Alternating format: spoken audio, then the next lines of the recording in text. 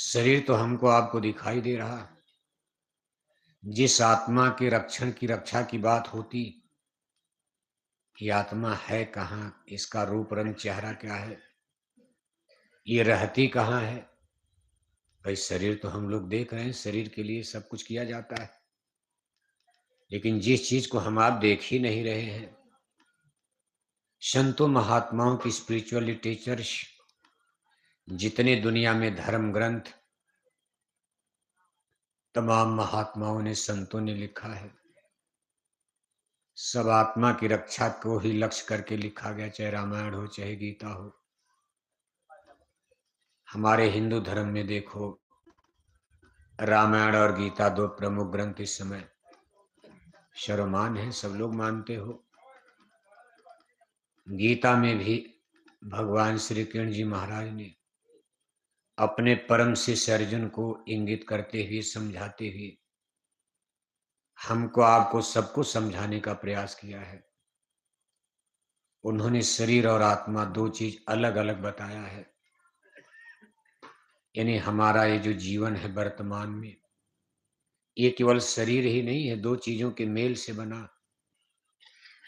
एक शरीर है, दूसरी स्पिरिट सोल यानी आत्मा कहा जाता।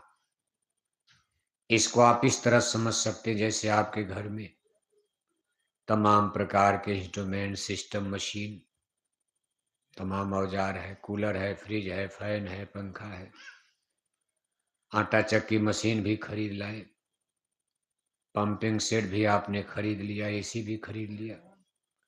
लेकिन मान लो आपके घर में ऊर्जा, एनर्जी यानी बिजली ही ना हो, पावर नहीं आ रही, बिजली कट गई, तो कोई मशीन काम करेगा?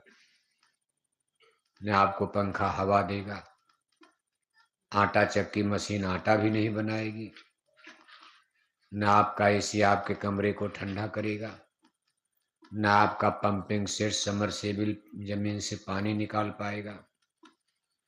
एक ऊर्जा यानी एनर्जी बिना सारी मशीनें बेकार हो गई। अब मान लो आपके घर में बिजली है, लेकिन कोई मशीन ही नहीं है, आपके घर में कूलर नहीं, फ्रिज नहीं, बल्ब नहीं, पंखा नहीं, तो बिजली सीधे घर में रोशनी करेगी? बिजली सीधे तो आटा बनाएगी नहीं। यानी यहाँ का ये नियम है, दो चीजों के मेल से ही वर्क और काम होगा। एक सिस्टम यानी मशीन, और मशीन को चलाने के लिए ऊर्जा, एनर्जी यानी पावर, शक्ति भी चाहिए। इसी तरह से हमारा ये ह्यूमन बॉडी जो हाड़ मांस का शरीर है, यह एक सिस्टम यानी मशीन है। इसको चलाने वाली ताकत को संतों महात्माओं ने आत्मा कहा है। जब तक इस शरीर में आत्मा है, तब तक हमारी आपकी आंख देख रही है, कान सुन रहा है, जबान ट्रांजिस्टर की तरह बोल रही है, हाथ पैर की सारी क्रिया काम कर रही है। जिस दिन इस शरीर से आत्मा अलग हो जाएगी, उस दिन हमारे आंखों का देखना बंद, कानों का सुनना बंद है, जबान का बोलना बंद, हाथ पैर ठंडे हो जाएंगे। यानी तब आपका ये शरीर ही डेड, इसको मुर्दा कह दिया। मुर्दा माने बेकार हो गया। और जो चीज बेकार होगी उसको कोई घर में रखेगा? जैसे आपके घर में कूड़ा कचरा गंदगी, उसको झाड़ करके पोंछ करके आप घर के बाहर ले जाकर घूर गड्ढे में फेंक देते हो, ऐसे जब ये शरीर डेड यानी मुर्दा बेकार हो गया, तो घर वाले इसको घर से बाहर निकालते हैं। कहा भाई अब दादा बेकार हो गए। पहले तो कहते भाई दादा मर गए, थोड़ा रोना गाना शुरू होता, दादा तो मर गए। पहली प्रक्रिया यही आती जब आपके गांव में ऐसा होता। मरना क्या है? शरीर अलग हो गई, आत्मा अलग हो गई, बिजली गई, मशीन बंद है, आत्मा कहाँ गई वो तो बाद में समझो, पहले शरीर के बारे में देखो। आत्मा निकलने की क्रिया को मौत कहा जाता। आत्मा अलग हो गई, शरीर आपका जमीन पर पड़ा है, घर वाले थोड़ा देर रोते हैं क्योंकि बहुत दिन से देख रहे थे, लोग मोह पैदा हो गया। भाई हमारे दादा हैं, हमारी दादी हैं, माता हैं, पिता हैं, 70-80 बरस हम लोग उनके साथ गुजारे हैं। तब वो बोलते थे, आपके दुख तकलीफ को सुनते थे। आज आत्मा निकल गई, जमीन पर पड़े, आप हिला रहे, डुला रहे, नहीं बोल रहे। आदमी रोता है, भाई मर गए, चले गए। पूरे टोले मोहल्ले में, गांव में रिश्तेदारों को हल्ला मच गया, भाई दादा तो मर गए। जो आता वही रोता है। अब गांव में कुछ लोग हंसते भी हैं, कुछ रोते भी हैं, कुछ खुशी भी मनाते हैं कि बढ़िया हुआ, मर गया, बड़े गांव में गड़बड़ी करता था। सब लोग रोएंगे। कुछ लोग तो यही कहते हैं, आड़ में कहते हैं, सामने तो कोई नहीं कहेगा। सामने में कोई किसी के घर मर जाए, कोई हंसेगा तो झगड़ा नहीं हो जाएगा। लेकिन आड़ में लोग कहते हैं, चलो मर गया, हम कम से कम सरपंच तो बन जाएंगे। नहीं तो यही गद्दी पर एमपी एमएलए बनकर, प्रधान बनकर कब तक रहेगा, गद्दी तो खाली किया। लेकिन कुल मिलाकर सामने दुख ही प्रकट किया जाता, और ले जा करके देखो आग पर रख करके घंटा 2 घंटा में जला दिया। 10-5 दिन रोते गाते रहते।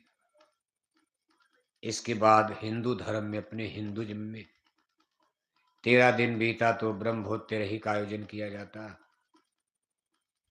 और तिरही के 1 दिन पहले से, 2 दिन पहले से, 3 दिन पहले से अब एक नई सूचना लोगों को भेजी जाती, रिश्तेदारों को,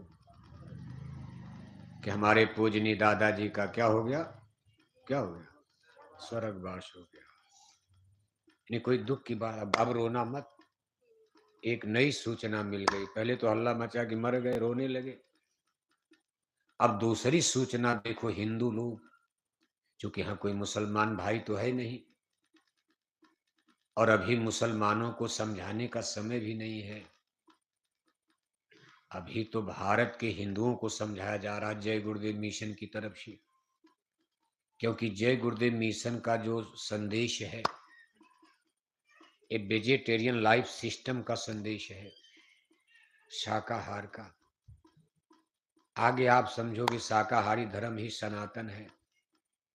इस समय देखो सनातन का हल्ला मचा हुआ, सबके हाथ में मोबाइल है, कभी कभी आप सुनते हो सनातन धर्म। सनातन धर्म का मतलब शाकाहारी धर्म होता। सनातन धर्म लाने की बात भारत में हो रही, सनातन धर्म। सनातन धर्म का मतलब मांसाहारी नहीं होता, बल्कि यूं कहा जाए कि मांसाहारी धर्म धर्म है ही नहीं। और आगे मांसाहारी धर्म पर आफत आने वाली है। केवल दुनिया में एक धर्म जिंदा बचने वाला है, उसका नाम क्या होगा, क्या होगा, क्या होगा, शाकाहारी धर्म। और इस बात पर थोड़ा लोग घबराने लगेंगे, क्योंकि आपके गांव में नहीं, पूरे हिंदुस्तान के गांव गांव में तमाम हिंदू मांस खाते हैं। शराब पीने लगे लोग। राजस्थान में, गुजरात में थोड़ा कम है। यही महाराष्ट्र में जाओगे, आपके पड़ोस में मध्य प्रदेश के जंगल में जाओ, इतना शराब, इतना मांस। आप राजस्थान की सीमा पर हो सकता, लेकिन फिर भी आपके गांव में भी देखो, शराब पीने वाले घट रहे कि बढ़ रहे, जोर से बोलो। छोटे छोटे बच्चे दारू पीने लगे। और अब तो सूचना मिल रही है कि हमारी बेटियों ने भी शराब पीना शुरू कर दिया। बताओ आप, बेटे तो शराब पी रहे थे, और इसी शराब को छुड़ाने के लिए 13-14 मई 1983 को, 40 बरस पहले, हमारे गुरु महाराज ने देखो लाखों लोगों को बोरा पहनाया और आदेश दिया कि गांव गांव जाओ, और हमारी अगली पीढ़ी, जो नए बच्चे आ रहे हैं, इनका चरित्र और संस्कार बिगड़ने न पाए, शराब न पीने पाए, इस गंदी आदत में कम से कम अगली पीढ़ी हमारी न गिरने पाए। और तब से लगातार देखो 40 बरस का समय गुजर गया। अरबों अरब रुपया जय गुरुदेव मिशन का इस प्रचार प्रसार में, पर्चा में, पोस्टर में, झंडा में, बैनर में, डीजल में, पेट्रोल में, भाड़ा किराया में खर्च हो गया। लेकिन परिणाम क्या निकला? हम लोग बेटों की शराब नहीं छुड़ा पाए, और अब उल्टा हो गया, बेटियों ने भी शराब पीना शुरू कर दिया।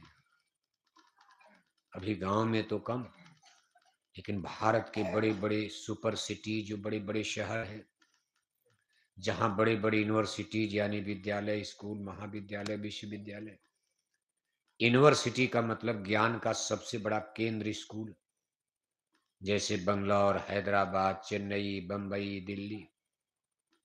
आपके मध्य प्रदेश के दो बड़े शहर हैं, इंदौर, भोपाल, जहां बहुत बड़ी यूनिवर्सिटी है। वहां 18-20 साल की हमारी कोमल मन हृदय बेटियां इंजीनियर, डॉक्टर की डिग्री लेने जा रही हैं, लेकिन वहां की गलत संग सोसाइटी में, संगत में पढ़कर माँ बाप के चोरी चोरी 11-11 बजे रात तक बड़े बड़े होटल में दारू और शराब पीने लगी, और किसी जाने अनजाने के हाथ में हाथ डालकर ये आधी आधी रात तक वहां नंगा नाच नाचती। कोई माई बाप है वहां, कोई रिश्तेदार नहीं है, कोई उनसे पूछने वाला, वहां का सिस्टम बन गया।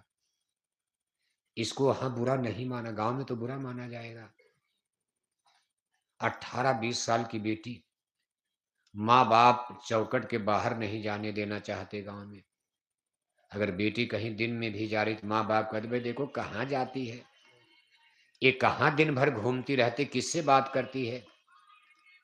लेकिन यूनिवर्सिटी में, बड़े बड़े स्कूल कॉलेज में आज देखो कितना उल्टा सिस्टम, दारू भी चला, शराब भी चल रही, और बेटियां नाच नाच, तब तो उनको बहला कर, फुसला कर, धोखा देकर कोई लेकर जंगल भाग गया।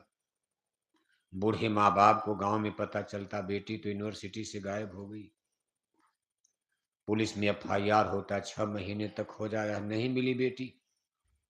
6 महीना, साल भर बीतने के बाद बेटियों की कटी पटी मुर्दा लाश कहीं पेड़ के नीचे, कहीं सड़क के किनारे, कहीं जंगल में, पहाड़ में पाई जा रही।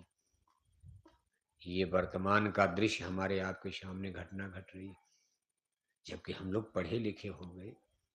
बेटियों को इंजीनियर, डॉक्टर बनाना बुरा नहीं है। बेटियां इंजीनियर बने, डॉक्टर बने, टीचर बने, ट्यूटर बने, मास्टर बने, जज बने, बैरिस्टर बने, कौन मना करता।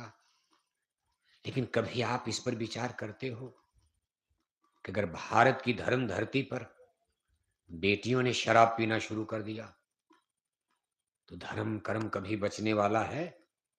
संस्कृति बचेगी, मानवता बचेगी?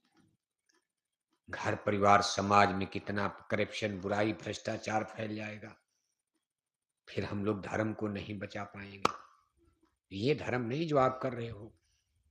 आज धर्म तो, पूजा पाठ तो दुनिया कर रही है।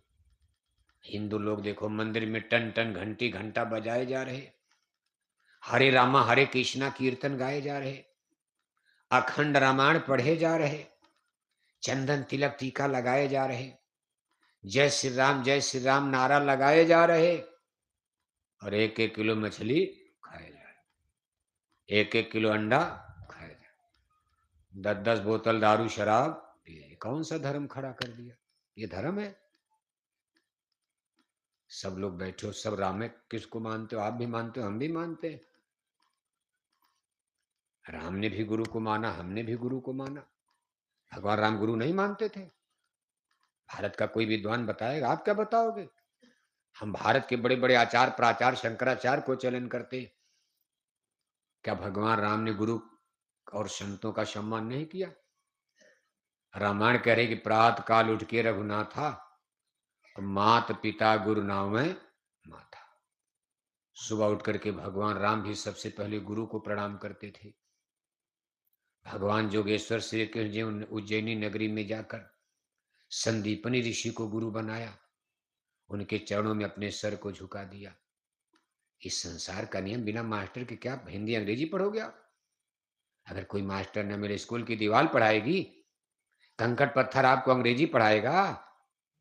अगर स्कूल में टीचर, ट्यूटर, मास्टर न हो, किताबें आपको दे दिया, पढ़ पाओगे आप?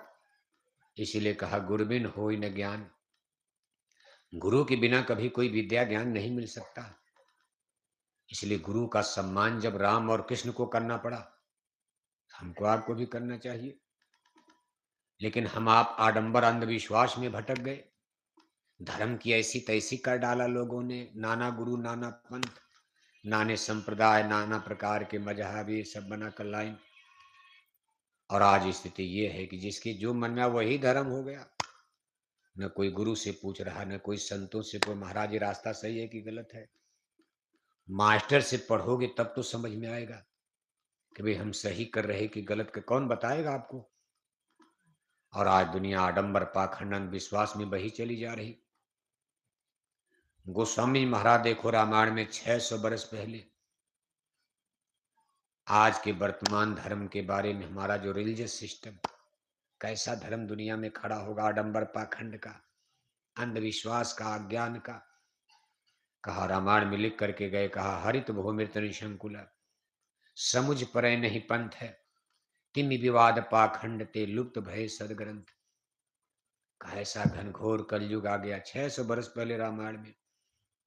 हमारे गुरु महाराज तो अब बता रहे, संत महापुरुष त्रिकालदर्शी होते हैं, उनके पास अंतर्दृष्टि दिव्य दृष्टि होती, हजारों बरस आगे हजारों बरस पीछे देखते रहते, और जो कुछ कहकर चले गए कभी गलत नहीं हो सकता। न गीता गलत होगी, न रामायण गलत होगी, न कबीर गलत होंगे, न नानक की वाणी गलत होगी, और न हमारे गुरु महाराज की वाणी गलत हो सकती, और न हमारे पूज हुजूर महाराज जी का संदेश गलत हो सकता। संत वचन पलटे नहीं, पलट जाए ब्रह्मांड। गोस्वामी महाराज 600 बरस पहले रामायण लिखे, और जो कुछ आज के बारे में लिखा है, एक एक चीज आपके सामने सच नजर आ रही। धर्म के बारे में उन्होंने लिखा है, ऐसा घनघोर कलयुग लगेगा कि चारों तरफ आडंबर पाखंड फैल जाएगा, अंधविश्वास। सच्चा सनातन शाकाहारी धर्म, सच्चा धर्म, सनातन धर्म उसी आडंबर पाखंड में दब जाएगा। पता ही नहीं चलेगा सही धर्म क्या है, किसी को रास्ता नहीं दिखाई देगा। एक उन्होंने दृष्टांत दिया है, प्रमाण, उदाहरण। जैसे सावन भादों में जब बरसात होती तो हर जगह जमीन पर घास फूस उग जाती, रास्ते पर, पगडंडी पर, सड़क पर भी इतनी घास फूस, और आपको जंगल में जाना है, रास्ता घास फूस से छिप गया और आपको जाना है, अंदाजा लगा कर जाओगे, माल उसमें सांप बिच्छू बैठा है, काट खाएगा। कहीं गड्ढा है, आपका पैर पड़ेगा, फ्रैक्चर हो जाएगा, टांग टूट जाएगी, खतरा है। ये दृष्टांत और प्रमाण देते हैं रामायण के रचयिता लिख रहे हैं। इतना घनघोर कलयुग लगेगा, इतना आडंबर पाखंड का बोलबाला हो जाएगा कि सही धर्म जनता की समझ में नहीं आएगा। बताने वाले भी नहीं मिलेंगे, गुरु लोग भी गड़बड़ हो जाएंगे, जनता मनमाना धर्म का आचरण करने लगेगी। कहा मारक सोई जा कह जो भावा, पंडित सोई जो गाल बजावा। रामायण तो आप लोग पढ़ते हो कि नहीं पढ़ते हैं? आपके गांव में रामायण होती कि नहीं होती? होता है ना? जोर से बोलो। एकदम सुन्न मुन क्यों बैठ गए आप? जैसे मान पड़ता कोई है ही नहीं यहाँ, न हंस रहे, न हिल रहे, न डोल रहे। अरे भाई कुछ शरीर उड़ी तो हिलाओ, हाथ होत जैसे हमारा हिला, आप भी हिलाओ। पता चलेगा यहाँ कोई है ही नहीं। आप रामायण पढ़ते हो, रामायण में लिखा है, कहा मारग सोई जा कह जो भावा, पंडित सोई जो गाल बजावा, जाके नक्सिक जटा विशाला, ते प्रसिद्ध तापस कलिकाला, नार मुई घर संपत्ति नाशी, मूड मुड़ाई होई सन्यासी, गुरशिखंड बहिर कै लेखा, एक न सुने एक नहीं देखा, हरे शिष्य धन शोक न हरई, सो गुरु घोर नरक में पड़ई, तामस धर्म करे नित, जब तब व्रत मगदान, देव न बरसे धरन पर, बुए न जामे धान, कल 12 बार अकाल पड़े, बिन अन्न दुखी सब लोग मरे। कहा कलयुग में लोग तामस धर्म, पूजा तो होगी लेकिन अशुद्ध पूजा होने लगेगी, सबका तन अशुद्ध हो जाएगा, मन गंदा हो जाएगा, विचार गंदा हो जाएगा, न किसी का अच्छा चिंतन होगा, न अच्छा विचार होगा, न अच्छी सोच होगी। पूजा तो खूब चलेगी कलयुग में, अंधविश्वास वाली अशुद्ध है।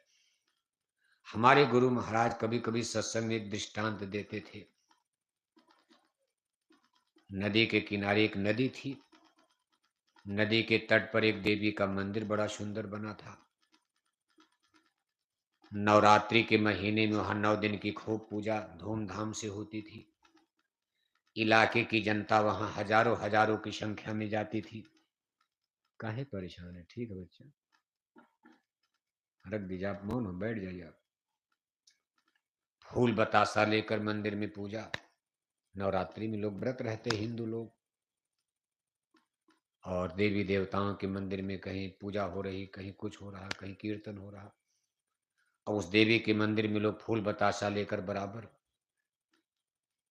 एक गांव के 20-25 आदमी जो आपस में दोस्त थे, उन्होंने कहा भाई देखो 9 दिन की नवरात्रि, 9 दिन की पूजा, अब 9 दिन तो हम लोग शाकाहारी रह नहीं पाएंगे, व्रत उपवास, लेकिन एक दिन कम से कम पवित्र महीना क्वार का नवरात्रि का एक दिन पूजा हम लोग भी कर ले। कहा ठीक है चलो, हम लोग व्रत रहेंगे, कल हम लोग गांजा नहीं पिएंगे, दिन भर शराब नहीं पिएंगे, कोई अशुद्ध आहार का भोजन नहीं करेंगे, हम लोग भी नहा धो करके तिलक टीका लगा के चलेंगे, कल पूजा का दिन। 20-25 सब आपस में ग्रुप बनाकर, समूह बनाकर, नहा धो करके तिलक टीका लगाकर, फूल बतासा लेकर देवी के मंदिर के करीब पहुंच गए। बड़ी भीड़ मची थी, खसम खस भीड़। जब बिल्कुल मंदिर के करीब पहुंचे, भैया पूजा में चला जाए मंदिर में, तब तक उसमें से एक आदमी को बड़ी जोर से टट्टी लग गई। उसने अपने दोस्तों से कहा भाई कोई उपाय बताओ। दोस्तों ने कहा गजब कर दिया, सामने देवी का मंदिर, पूजा का समय आ गया, अरे 5 मिनट टट्टी रोक लो, पूजा करके बाहर निकला जाए, नदी के किनारे चलो, जंगल में टट्टी करो, पानी मिले, यहाँ कहाँ टट्टी करोगे। उसने कहा 5 मिनट नहीं, 5 सेकंड भी रोकोगे तो मेरा चड्डी पैजामा बिगड़ जाएगा, इतनी जोर टट्टी लगी। कभी कभी होता है किसी का पेट बिगड़ जाए तो टट्टी कोई रोक पाता? बिना पता ही नहीं चलता टट्टी हो जाती है, उसको पता ही नहीं टट्टी हो जाती है। अब उसके दोस्त कोई चालाक मिल गया, कहा देखो एक उपाय बढ़िया है, नीचे है बालू, बालू में गड्ढा करना कोई कठिन नहीं है, हाथ से हो जाएगा, बिल्कुल बालू बालू, और हम सब लोग घेर करके खड़े हैं नीचे, जनता भीड़ मची, कौन देख रहा नीचे, हम सब लोग घेरे हैं, तुम धीरे से नीचे बैठ जाओ। अब बालू में गड्ढा करके टट्टी करके थोड़ा ऊपर बालू की पिंडी, ज्यादा बालू चढ़ा देना कि किसी का पैर और न पड़े, उस पर पड़े भी तो टट्टी न लगे, थोड़ा ऊंचा टीला बना देना। अब उसको इतनी जोर की टट्टी लगी थी, मंत्र मिल गया उसको, तुरंत बैठा, उपाय मिल गई, टट्टी किया, उठा, चड्ढी पैजामा पहन के टनाटन हो गया। लेकिन वो आदमी लगा सोचने, भाई हमने टट्टी किया, पानी मिला नहीं, चड्ढी पैजामा पहन लिया, हमारी शरीर तो अशुद्ध हो गई, हमारा फूल बतासा भी अशुद्ध हो गया, अब हम देवी के मंदिर में आज पूजा करने लायक तो नहीं है, चलो अब कल फिर से नहा धोकर पूजा करेंगे। अपना फूल बतासा उसी पिंडी पर फेंक दिया, बालू पर। उसके साथी लगे सोचने, भाई हम भी तो अशुद्ध हो गए, मान लो हम लोग ना देखे होते, दुनिया में क्या क्या हो रहा नहीं देखोगे क्या पता चलेगा, लेकिन अब सामने देख लोगे तो घृणा हो जाएगी। हमारे सामने ही टट्टी किया, पैजामा पहन लिया, पानी नहीं मिला, हम लोगों का भी फूल बतासा शरीर अशुद्ध हो गया, हम लोग भी मंदिर में नहीं जाएंगे। अब कल हम लोग फिर नहा धोकर फिर से आएंगे फूल बतासा। सबने अपना अपना फूल बतासा उसी बालू पर फेंक दिया, पूरा ढेर लग गया। अब ये लोग तो मेला के बाहर निकल गए, पीछे से जनता आई, कहा भाई यहाँ कौन देवी है, ये किसकी पूजा शुरू हो गई। तो किसी ने कहा ना ना ना, ये देवी नहीं है, अरे भाई किसी का गिर गया होगा। तो एक आदमी ने कहा इतना गिर जाएगा, अरे गिरेगा, एक गिरेगा, दो गिरेगा, तीन गिरेगा, 5 गिरेगा, इतना इतना फूल बतासा यहाँ चढ़ा है, मालूम पड़ता कोई और देवी यहाँ प्रकट हो गई। तब तक एक आदमी दौड़ता आया, अरे हंगामा देवी प्रकट हो गई। कहा आज भोर में नदी के किनारे नई देवी का अवतार हो गया। कहा नाम बताओ। न रामायण पढ़ना, न गीता पढ़ना, न साधु संतोष में नाम भी रख दिया, कहा हंगामा देवी। हंगामा देवी कौन देवी, किसी से पूछना है। अब रामायण में हंगामा, गीता में, वेद में, भागवत में कहीं हंगामा देवी है? ये जितने देवी देवता का नाम आप रखे हो कहीं रामायण गीता में है, वेद में है कहीं? भारत का कोई विद्वान बताएगा बस अंधी पूजा? अरे काय हंगामा देवी नई देवी है। अब ये सब खबर देखो बड़ी तेजी से फैलती है। अच्छी चीज तो फैलने में समय लगेगा और इस तरह की खबर बड़ी तेजी से जंगल में आग की तरह फैलती और जनता भी भेड़ चाल। जैसे एक भेड़ गड्ढे में गिर गई कुएं में पूरी भेड़ गिर जाती, ऐसे जनता गतानुगत को लोग एक के पीछे तो चल पड़ा, पूरा गांव में हल्ला मच गया, अरे नई देवी प्रकट हो गई। नदी के किनारे अब दो देवी हो गई है, एक पुरानी देवी एक नई देवी। जनता ने कहा तब तो दो फूल बतासा, न जाने किस देवी से भला हो जाए। पुरानी वाली देवी का तो हम 10 साल से पूजा कर रहे, अभी कुछ लाभ नहीं मिला, चलो उनको तो छोड़ा नहीं जाएगा और नई देवी का ही कर लिया जाए, हो सकता है यही भला हो जाए। सब देवी की पूजा करो, ना जाने किससे भला हो, जब अंदाजे में करना है। दो दो फूल बतासा लेकर जनता बा चल पड़ी। शाम तक वहां फूल बतासा का टीला लग गया पूरा एकदम। शाम को उस देश का राजा अपने मंत्री के साथ जा रहा था। राजा ने कहा मंत्री देवी का मंदिर तो आगे है, यहाँ कौन पूजा शुरू हो गई? मंत्री ने जाकर पूछा भाई ये किसकी पूजा हो रही है? अरे कहा महाराज हंगामा देवी प्रकट हो गई, नई देवी। मंत्री ने कहा हुजूर वो लोग कह रहे हंगामा देवी की पूजा हो रही। राजा ने कहा मैंने भी बड़ी कथा सुनी है, आज तक किसी विद्वान ने हमको हंगामा देवी का नाम नहीं बताया कि ये भी कोई देवी होती। राजा ने कहा मंत्री मैं राजा हूं, मैं मूर्ख नहीं हूं, मैं इस देश का राजा हूं, मैं पहले सच्चाई का पता लगाऊंगा। राजा वहां पहुंचे, उन्होंने कहा मंत्री ये पूजा बंद कराओ तो। अब राजा का आदेश हो गया तो कौन नहीं मानेगा बताओ आप। पूजा बंद। राजा ने कहा मंत्री जरा ये फूल माला फूल बतासा किनारे करो तो। अब सब फूल बतासा जब खींच के किनारे किया तो नीचे मिल गई बालू। राजा ने कहा ये तो बालू है। तो लोगों ने कहा महाराज इसके नीचे देवी है, ये बालू अपने आप ऊपर आ रही है, कोई कुछ कह रहा कोई कुछ कह रहा, हल्ला अफवाह। कहा महाराज ये बालू ऊपर उठ रही देवी नीचे से आ रही है और लगता है आज भोर तक देवी की पिंडी बाहर आ जाएगी, मूर्ति बाहर आ जाएगी। देवी बालू के नीचे से ऊपर आ रही है। राजा ने कहा मंत्री जरा बालू हटाओ तो। जब बालू हटाया तो नीचे मिल गई टट्टी। सुबह की तो थी, सुबह टट्टी किया, शाम को पूजा शुरू हो गई। तब तक एक पुजारी बैठ गए कीर्तन करने के लिए, बैठ गए। तब तक दो आदमी चद्दर लेकर दक्षिणा भी ले, कहा दक्षिणा तो दो, देवी के यहाँ मंदिर बनाना है, जल्दी मंदिर बन जाए, दक्षिणा चढ़ाओ। राजा ने कहा मूर्ख आदमी, टट्टी की पूजा करके कहते हंगामा देवी प्रकट हो गई। ऐसा आडंबर अंधविश्वास में समाज को डाल दिया। कहने का मतलब हमारा बुरा मत मानना। अब आपका दिमाग कहीं और चकरा रहा होगा, हम समझ रहे हैं। कुछ आप सोच रहे हो कि ये क्या गजब हो गया, कहीं हमारे धर्म पर अटैक तो नहीं है। धर्म कहीं है ही नहीं, घर में, परिवार में, समाज में। आप देख रहे किसी का चाल चलन, अच्छे विचार, अच्छा चिंतन, मामा भांजी को नहीं पहचान पा रहा शराब पीकर, चाचा भतीजी को नहीं पहचान रहा, बाप बेटी को नहीं पहचान रहा। मीडिया में खबर आ रही, सबके हाथ में मोबाइल है। अब तो कुछ खबरें आपके बीच में रोज टक्कर मार रही। अगर मोबाइल में समाचार सुनो, अब तो आपको टीवी पर भी नहीं जाना, 1 घंटा अखबार नहीं पढ़ना, हाथ में मोबाइल है, 2 मिनट में जब चाहो रात में दिन में समाचार देख लो। 90% समाचार जो सूचना आती है मोबाइल पर, 90% समाचार भ्रष्टाचार की, अनीति अत्याचार के ही आते। 2-4 खबर अच्छी आ जाती, बाकी सब निगेटिव। बलात्कार हो गया, व्यभिचार हो गया, छिनैती हो गई, डकैती हो गई, ऐसी ऐसी खबर आ रही है कि सुन करके शर्म के मारे सर झुक जाएगा।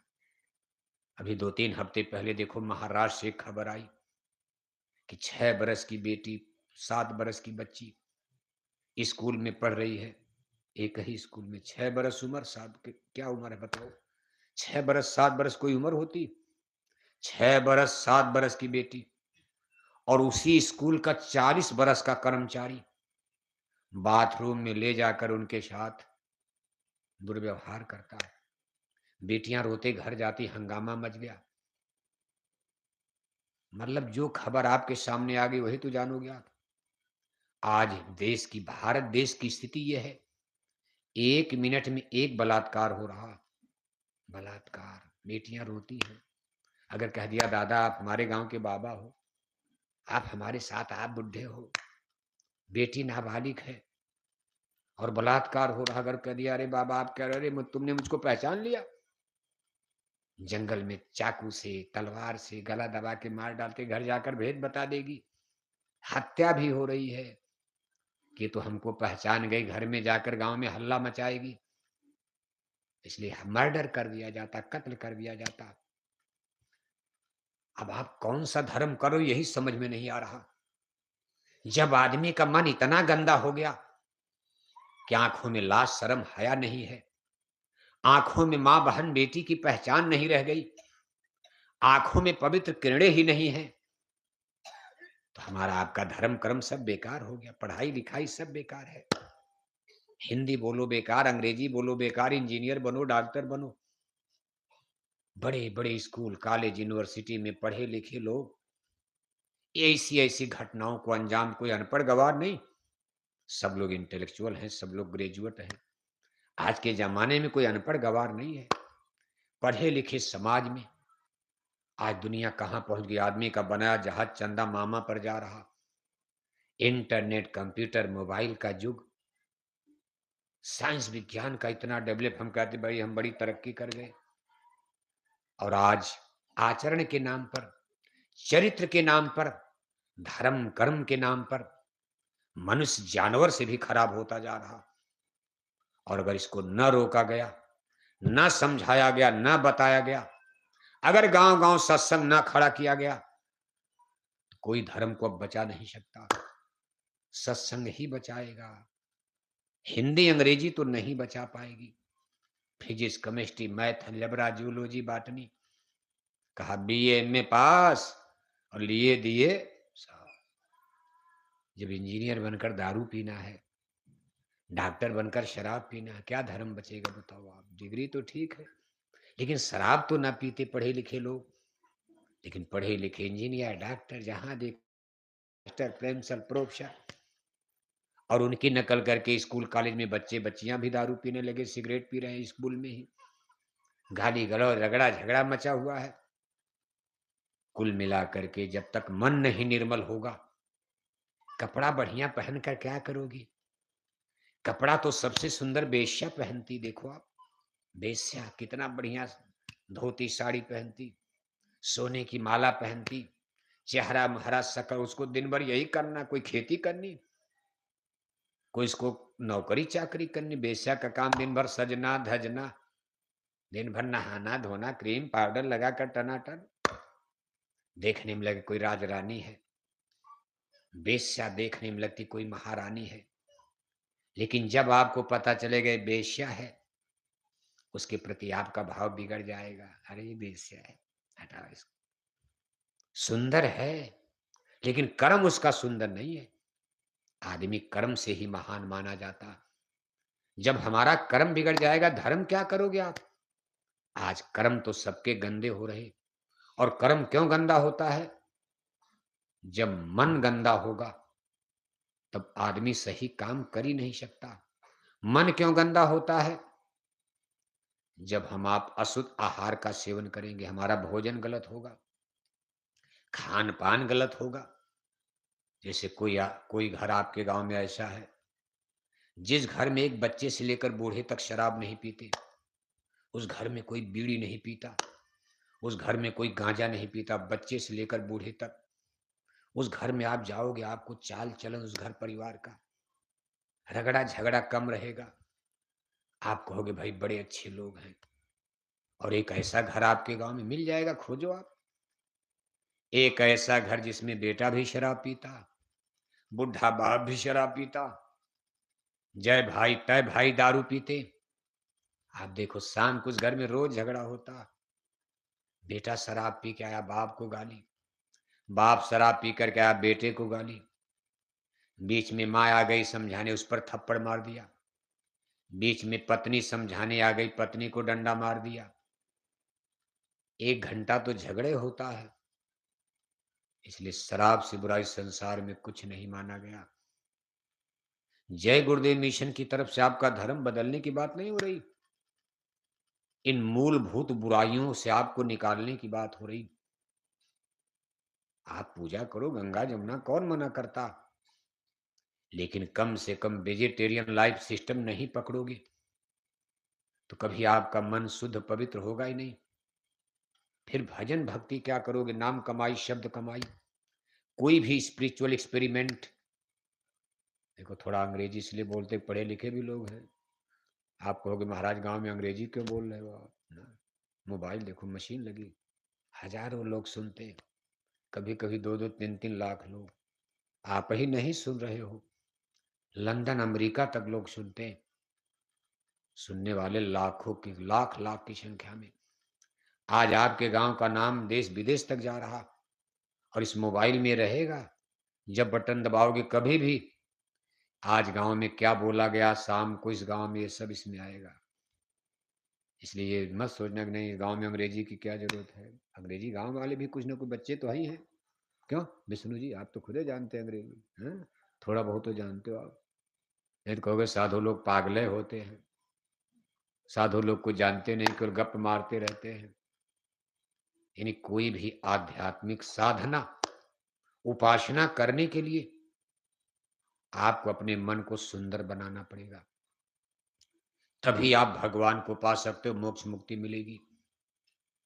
और ये हम नहीं कह रहे, आप जिस राम, भगवान राम को मानते हो, वो भगवान राम ने सेबरी से कहा है।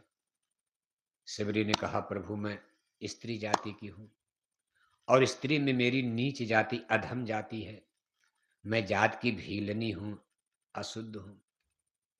भगवान राम ने सेबरी को गले लगा लिया और कहा, सेबरी मेरे यहां जाति होती नहीं है, सीधा मुझे पाने का एक ही उपाय है। कहें राम सुन भामिन बाता, मानव एक भगत कै नाता, जात पात पूछे नहीं कोई, हर के भजे सो हर के होई, निर्मल मन जन सो मोहि पावा, मोहि कपड़ छल छिद्र न भावा। हे सेबरी, मुझको वही पाता है जिसका मन निर्मल हो जाए, पवित्र हो जाए। शरीर कितनों निर्मल हो जाए, मन गंदा है, नहीं पाओगे आप। कितनों माला फेरो, माला फेरत जुग गया। इसी बात को देखो, साहब कबीर ने भी कहा, माला फेरत जुग गया, और गया न मन का फेर। कहा मन तो शुद्ध हुआ नहीं, मन न रंगाए रंगाए जोगी कपड़ा, का कपड़ा पहन लिया गेरुआ नीला साधु का, और मन तो उनका गंदे रह गया। तो कभी कभी पकड़ करके साधु लोगों को सरकार जेल में डलवा देती, अरे कहा आप साधु लायक नहीं हो। साधु का मतलब जिसने मन को साध लिया, अपनी आंख को साध लिया, माने बस में कर लिया, जिसने अपनी इंद्रियों को बस में कर लिया, उसी को साधु कहा गया है। चाहे आप गिरुआ पहनो, चाहे नीला पहनो, चाहे आप पीला पहनो, चाहे पैंट पहनो, चाहे धोती पहनो, चाहे पैजामा पहनो, चाहे दाढ़ी रखो, चाहे न रखो, आपका अगर मन शुद्ध हो गया तो आप साधु हो। और मन गंदा है और किसी बहन बेटी के साथ दुर्व्यवहार किया, अश्लील किया, उसके सील को भंग कर दिया, हैं दाढ़ी में, बाल में, साधु हैं, सन्यासी हैं, तो देखो तमाम लोगों को सरकार जेल में डालती, कोर्ट में मुकदमा चल रहा, भाई आपने ये गड़बड़ी कर दिया। कहने का मतलब कुल है हमारे आपके मन का विषय है। अध्यात्म बाद धर्म, धर्म और अध्यात्म ये मन के शुद्धिकरण का विषय बनता। मन को शुद्ध करो आप। और ये मन कितना खतरनाक है। कहा बड़ा बैरी ये मन घट में, इसी को जीतना कठिना, जिन्होंने मार मन डाला उन्हीं को शूरमा कहना। मन को मारना माने मन को शुद्ध करना, मन को शुद्ध करना, मन को मारना, मन को दबाना, इसको तमाम शब्दों में कर लें। कुल मिलाकर मन हमारी आत्मा की बात को माने। अभी तो आत्मा बेचारी जो कहती मन मानता नहीं। आप कहोगे क्या करें, डॉक्टर ने शुगर का बता दिया, एक रसगुल्ला देखते हैं तो मन मानता नहीं, गप दिखा लेते हैं, बीमारी बढ़ जाती है ऐसे मन को। जब आप रसगुल्ला पर मन को नहीं रोक पा रहे हो, जान रहे हो कि शुगर है, डॉक्टर मना किया, कल और बीमार हो जाओगे, पैसा लगेगा दवा में, लेकिन शादी में ब्याह में गए, मिठाई की दुकान लगी है, बफर सिस्टम, सब लोग रसगुल्ला खा रहे, देख करके आपका भाई मन दो मार लिया रसगुल्ला, कल बीमार हो जाओगे, बढ़ जाएगा। यही सब मन का खेल है, नहीं मानता।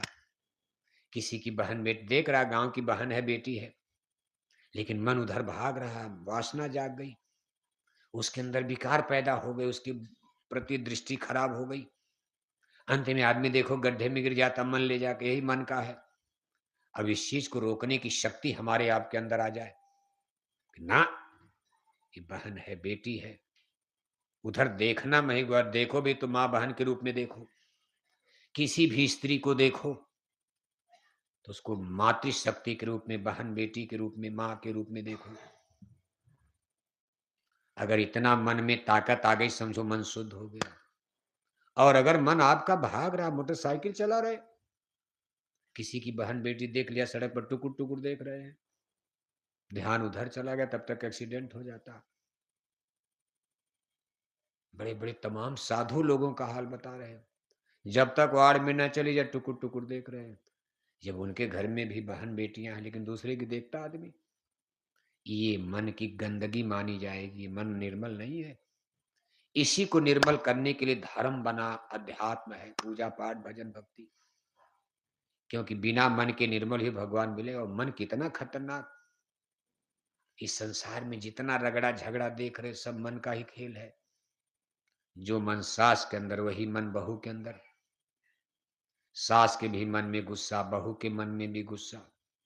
जो मन हिंदू के अंदर, वही मन मुसलमान के अंदर। जो मन प्रधानमंत्री के अंदर, वही मन मुख्यमंत्री के अंदर। वही मन एमपी एमएलए के अंदर, वही मन प्रजा के अंदर। वही मन ब्राह्मण क्षत्रिय यादव हरिजन, कुर्मी पटेल जाट गुजर,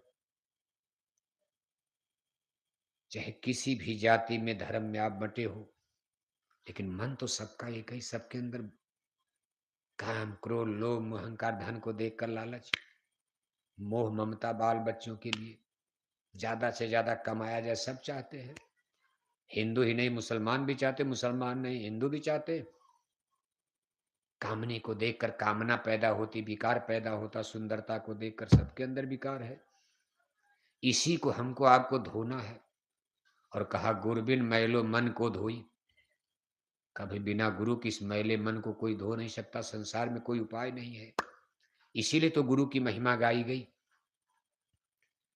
देखो ये मन के लिए एक दृष्टांत आता। एक साधु जी थे।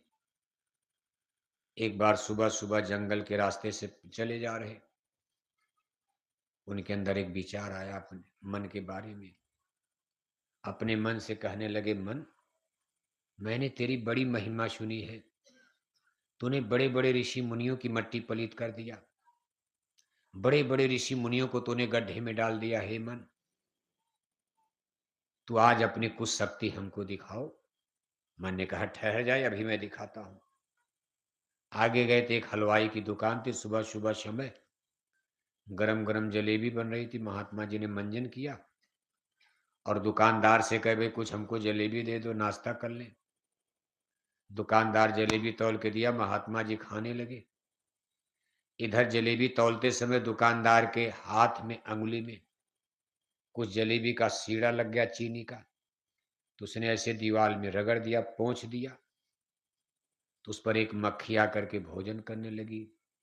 अब जहां भी गुड़ होता है ऐसे तो मक्खी आ जाती। और जब मक्खी भोजन पर बैठी तो उसका एक सुई ध्यान, पूरा निशाना भोजन पर। अब दाएं बाएं उसको कुछ नहीं दिखाई दे रहा। जैसे आप भी भोजन करते हो तो सीधा निशाना। अब कितने लोग तो इतना निशाना लगा लेते, जल्दी जल्दी खाओ, दाएं बाएं भी नहीं देखते। मक्खी का निशाना अपने भोजन पर। तब तक दीवार पर एक छिपकली थी। उसने कहा, बड़ा अच्छा मौका है। उसने मक्खी पर निशाना मार दिया अपने भोजन के लिए। छिपकली मक्खी को निगल गई। जब छिपकली मक्खी पर निशाना मार रही थी, तो दुकानदार की एक पालतू बिल्ली थी, उसने कहा बड़ा अच्छा मौका है। उसने छिपकली पर निशाना मार दिया। वो छिपकली को पकड़कर घोंट गई। जब बिल्ली छिपकली पर निशाना मार रही थी, तो गांव से कुछ ग्राहक दुकान पर खड़े, उनके साथ एक कुत्ता था। कुत्ते ने कहा, "ये तो बड़ा अच्छा मौका है।" बिल्ली का ध्यान है छिपकली पर। कुत्ते ने बिल्ली पर निशाना मार दिया। बिल्ली को पकड़कर लगा नोचने। बिल्ली में चे में कर रही। काट खाया। इतनी तेज काटा कि बिल्ली थोड़ी देर में छटपटा करके मर गई। अब दुकानदार के अंदर गुस्सा आ गया। वो गांव वालों से जो ग्राहक खड़े थे, वो ग्राहक थे, उनके साथ कुत्ता था। दुकानदार ने कहा, भाई आपके कुत्ते ने मेरी बिल्ली को मार डाला। तो ग्राहक लोगों ने कहा, भाई हमने तो कुछ किया नहीं, जानवर है, हम तो कहे नहीं कि मार डालो। दुकानदार ने कहा, ना, हमारी इतनी बढ़िया बिल्ली, हमने इतनी मेहनत से पाला पोसा था। सुंदर बिल्ली थी ये, नहीं सफेद रंग की बिल्ली, सुंदर वाली। और आपके कुत्ते ने कहा। अब दुकानदार से गांव वालों से झगड़ा हो गया। अब मिठाई कौन तौले? देखो दुकानदार जो साहूकार थे, हलवाई, अब अपने ग्राहकों से ही झगड़ा हो गया बिल्ली को लेकर। मेरी बिल्ली मर गई, आपको इसका हम खरीद कर लाए थे, आपको पैसा देना होगा। अब गांव वालों से झगड़ा हो गया। बात बात में बात बढ़ गई। लाठी डंडे चल गए। दो चार लोगों का सर फूटा। गांव वाले एक तरफ, और दुकानदार के टोले मोहल्ले के जो बनिया बाजार वाले थे, दुकानदार एक तरफ हो गए। खूब जम के लाठी डंडा चला। दो चार लोगों का सर भी फूट गया। तब तक किसी ने जाकर थाने में, पुलिस स्टेशन पर खबर दिया, क्योंकि वहां तो बड़ा भारी झगड़ा हो गया, बवाल। तुरंत पुलिस वाले आ गए। दो चार इधर पकड़ा, दो चार उधर। घायल लोग कहाँ जाए, वो तो गिरे पड़े हैं, सबको गिरफ्तार किया। तब तक एक पुलिस वाले की दृष्टि साधु पर गई, जो बेंच पर बैठ के जलेबी काट रहे थे। पुलिस वाले ने कहा, इस साधु को भी पकड़कर थाने ले चलो, इससे गवाही ली जाएगी, सारा माजरा सही सही बताएंगे, यहां बैठ के देखे किसकी गलती है। अब साधु घबराने लगे। कहा, मन, हे मन, मुझको तो बचा ले। तब तक दूसरे सिपाही के अंदर, भारे भाई, गरीब को, साधु को क्यों पकड़ोगे? देखो मन ही बदल गया। एक सिपाही का मन कहा साधु को पकड़कर थाने ले चलो। तब तो उससे बड़ा अधिकारी आ गया। अरे कहा, नहीं, साधु को क्यों पकड़ोगे? बहता पानी, रमता जोगी, बेचारा गरीब आदमी जंगल में जाएगा, छोड़ो साधु को। अरे ये गांव वालों को पकड़ कर ले चलो, ये तो खुद अब गिरफ्तारी देंगे और बताएंगे, सही बात गवाही देंगे। साधु को छोड़ दिया गया।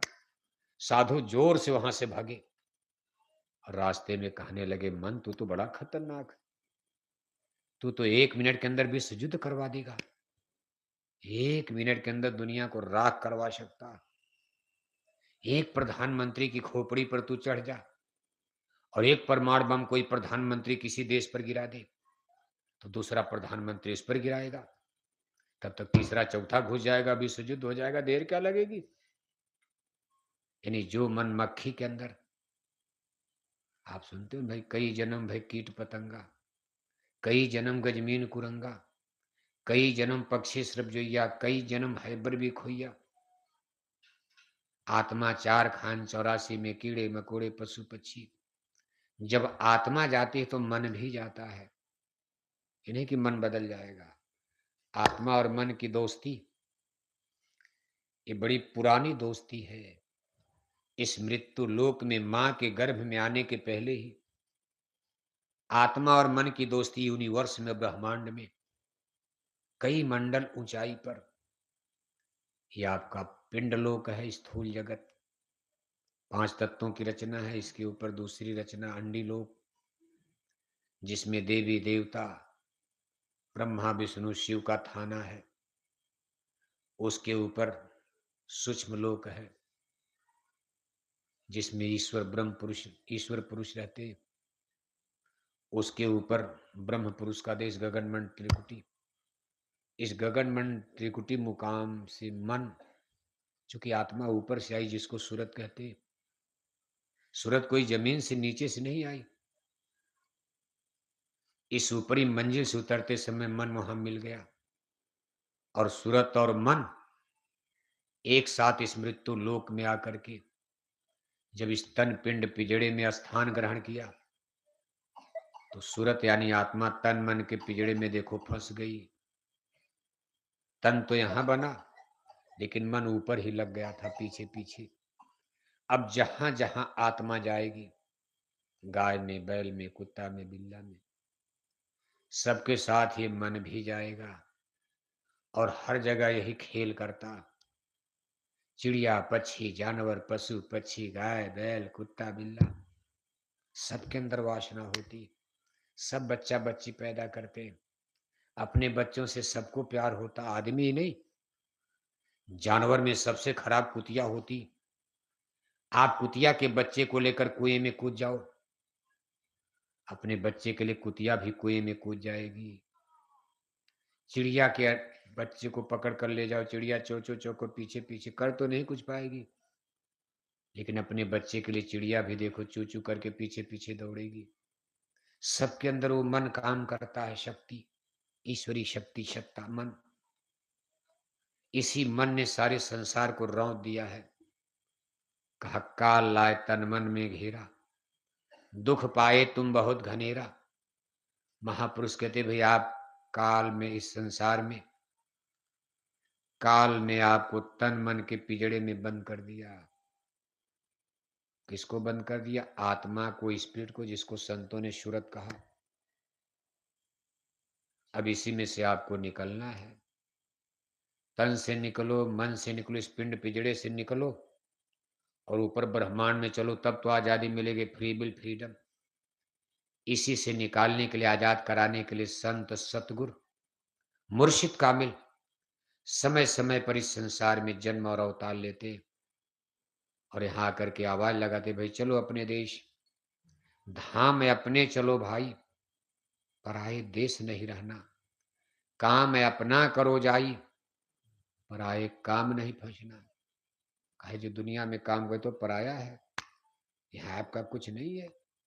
यहाँ जो कुछ करोगे बेकार है। जब यहाँ अपना कुछ है ही नहीं, इसके लिए जितनी आपकी मेहनत, जितना आपका समय जा रहा, सब बेकार माना जाएगा। अगर इसमें से कुछ लेकर चलते हम आप, तो मान लिया जाता कि नहीं नहीं, कुछ हमारा सार्थक हो गया, मेहनत सफल हो गई। महापुरुष कहते भाई जग सराय दिन चार बसेरा, या में काहू न काहू केरा। इसीलिए कहा शराय है। ये जगत ही शराय है, मुसाफिर खाना है। शराय मुसाफिर खाना किसको कहते हैं? अब तो होटल रेस्टोरेंट बनने लगे, जहां आपको कहीं रुकना है, रात में यात्रा पर गए, कहीं रुकना है तो आप होटल में, रेस्टोरेंट में। लेकिन पहले जमाने में राजाओं की तरफ से सड़कों के किनारे जगह जगह जिधर से जनता जाती थी, धर्मशाला, सराय बनती थी। उसका खर्चा सरकारी खजाने से दिया जाता था राजाओं के द्वारा, क्योंकि तब जनता के पास पैसे नहीं था। इस तरह से सड़कें नहीं थी, कार मोटर नहीं थी, पैदल पैदल, इक्का से, तांगा से, हाथी से, घोड़ा से, ऐसे लोग चलते, बैल से, खच्चर से। लेकिन उसका खर्चा राजकोष से, सरकारी खजाने से, राजाओं की तरफ से। लेकिन धर्मशाला सराय किसी की होती नहीं थी। बस एक दिन बिताओ आप, एक रात बिता लो। मान लो आप बीमार हो गए, चलो 2 रात बिता लो, और बीमार हो गए 3 रात बिता लो। लेकिन इसके बाद धर्मशाला खाली करो, आगे जाओ, आगे बढ़ो, आप अपना बेड बिस्तर बांधो, आगे बढ़ो। अब इसमें दूसरे मुसाफिर आएंगे।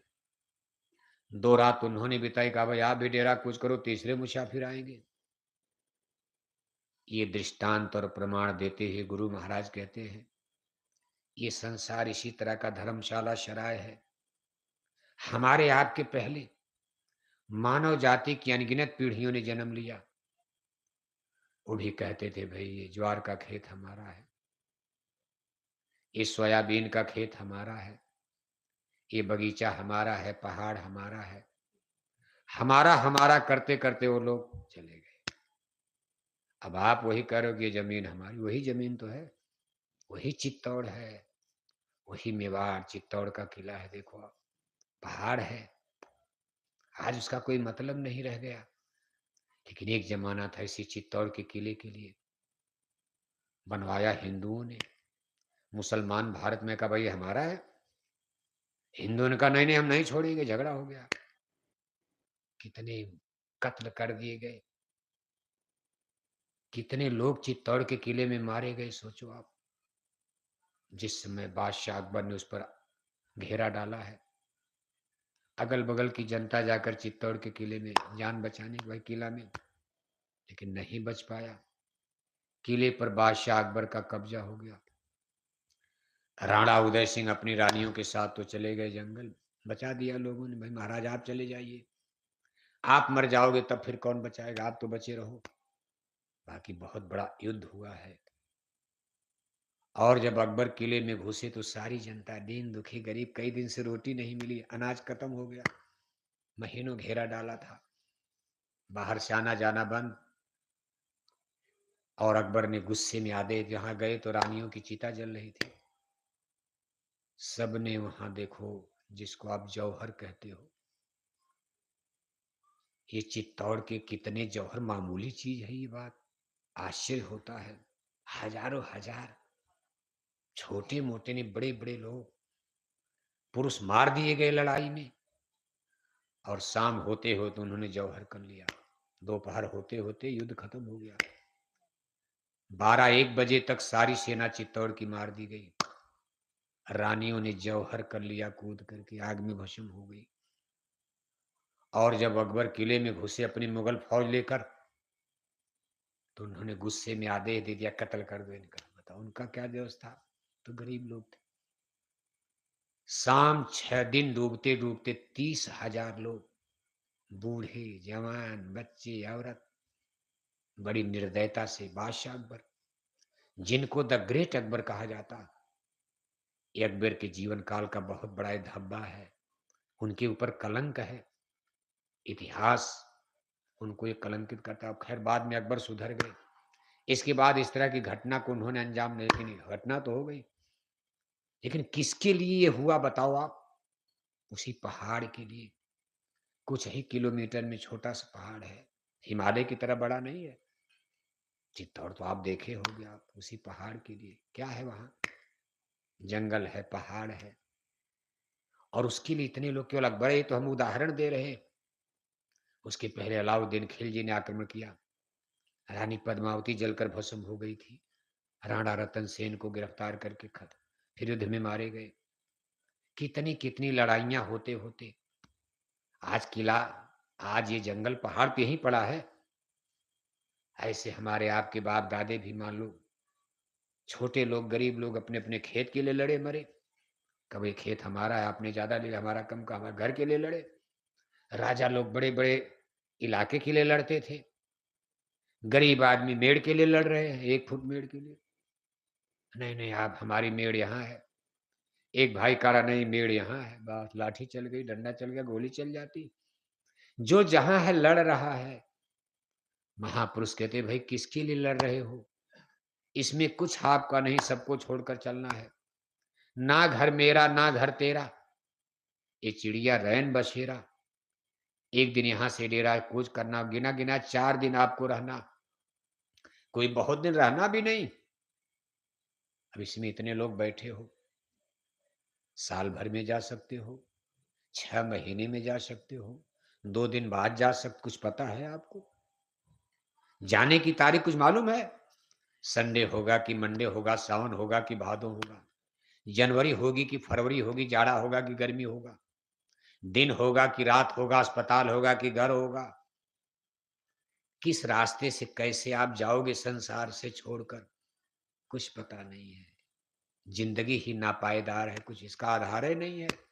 हम लोग बिना आधार के भटक रहे हैं, और जब बुलावा आएगा तो जाना है, मैन इज मार्टल, कोई आपको बचा नहीं सकता। कहा एक राजा था एक रानी, मर गए राजा मर गए, रानी हो गई खत्म। जब राजा रानी चले गए तो हमारी आपकी क्या औकात है। और कुल मिलाकर के 4 दिन, उस तरह तो आप 80-90 बरस की उम्र गिनते हो।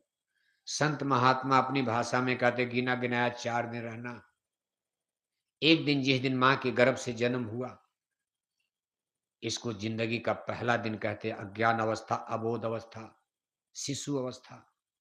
बच्चे-बच्चियों को टट्टी पेशाब का ज्ञान नहीं, हम लोग भी, जितने लोग बैठे हो, जिस दिन माँ के गर्भ से जन्म हुआ, 4-5 साल तक हमको टट्टी पेशाब का किसी को ज्ञान नहीं था, ना अंग्रेजी, ना हिंदी, ना इंजीनियर, ना कोई था। चारपाई पर टट्टी कर दिया। माताएँ किचन में रोटी बना रही, बच्चा जाके वहीं टट्टी कर दिया। लेकिन माताएँ मारती नहीं, जान रही बच्चा अज्ञानी है। इसको जीवन का पहला दिन कहते अज्ञान अवस्था। इसके बाद कुछ चेतना आई, किताबों पर पीठ पर किताबों का बस्ता बोझा लाद कर स्कूल भेजा जाता, भाई अब चलो पढ़ो लिखो। हाथ पैर में ताकत आ गई, घुटनों के बल चलने लगे। दिल दिमाग में कुछ चेतना आ गई, मम्मी पापा बोलने लगे, टट्टी पेशाब का ज्ञान हो गया। तो बच्चों को स्कूल भेजा जाता ज्ञान अर्जन के लिए। 20-25 साल पढ़ाई लिखाई का समय चलता। ये जिंदगी का दूसरा दिन है। इसको बाल्याकाल, ब्रह्मचर्य काल कहते हैं। ऐसा माना जाता है जब तक शादी ब्याह नहीं तब तक ब्रह्मचार्य काल, बाल्याकाल। स्कूल से पढ़ाई लिखाई करके लौटे, किसी को पकड़कर शादी करवा दिया। बच्चा बच्ची पैदा होने लगे। घर मकान कोठी हवेली नौकरी चाकरी, आदमी कुछ कमाएगा तब तो बाल बच्चे का गुजर होगा। इसमें बनाना बिगाए, जिंदगी का तीसरा दिन जुआवस्था। इसको यौवन अवस्था, जवानी काल कहा जाता। इसके बाद दांत टूटने लगे, दाढ़ी बाल सफेद हो गए। ये जिंदगी का चौथा दिन है वृद्धा काल, बुढ़ापा कहा जाता। टूटे दांत केस भय उजले, ज्योति गई अखियन से। ये जिंदगी का चौथा दिन है बुढ़ापा। और बुढ़ापे के बाद क्या आएगा? पांचवा दिन आएगा? ना ना ना, बुढ़ापे के बाद मौत की शहजादी डेरा डाल देगी। पांचवा दिन आने वाला नहीं है बुढ़े के बाद। बुढ़ा तो जाने जाना, लेकिन बुढ़ा से कहो बाबा मरोगे, तो बुढ़ा भी कहता ना ना ना, अभी 1 साल और रह लेते, नाती की शादी देखना, घर की नाती की बहू देख, अपनी बहू